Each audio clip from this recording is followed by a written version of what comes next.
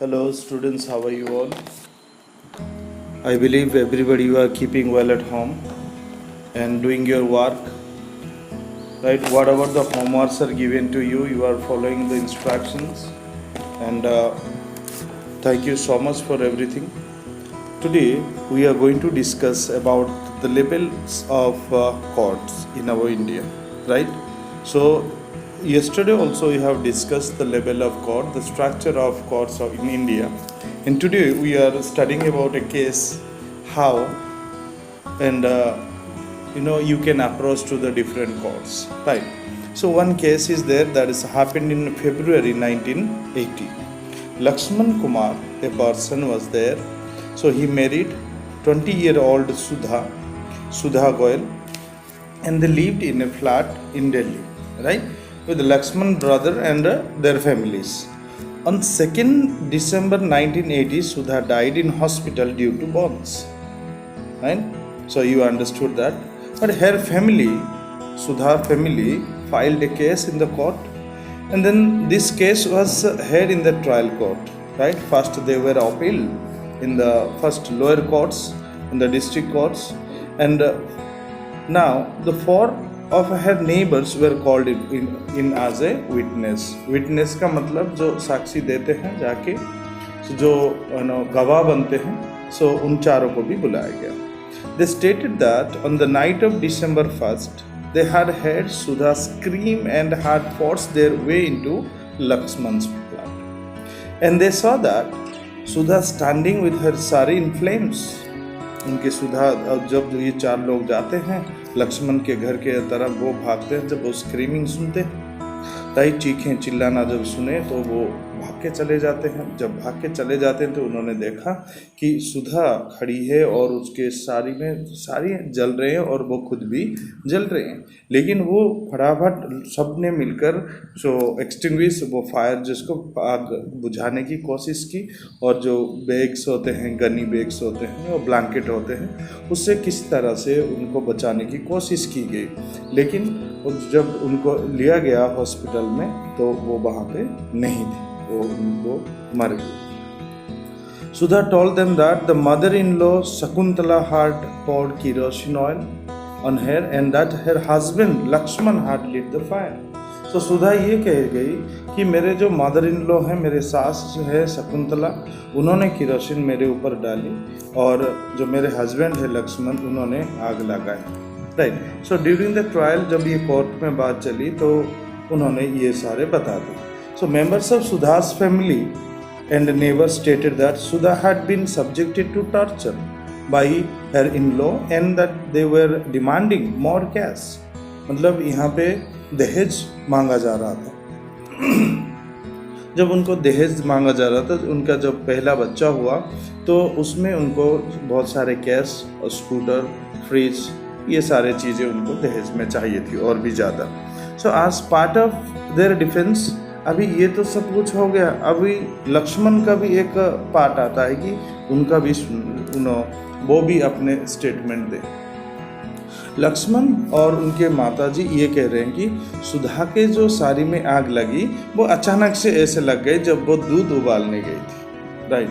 So on this basis of and other evidence, the trial court convicted Lakshman, his mother Shakuntala, and his brother-in-law Subhas Chandra, and sentence all three of them to death. So ये कहा गया कि जब सुधा जब मर गई तो इनके जो विक्टिम्स हैं, जिन्होंने ये सारे अंजाम दिए हैं इस बरसात को, वो है लक्ष्मण, शकुंतला उनकी मदर इन लॉ, और उनके जो और एक ब्रदर इन लॉ थे सुभाष चंद्रा, इन लोगों ने ये सारे काम किए.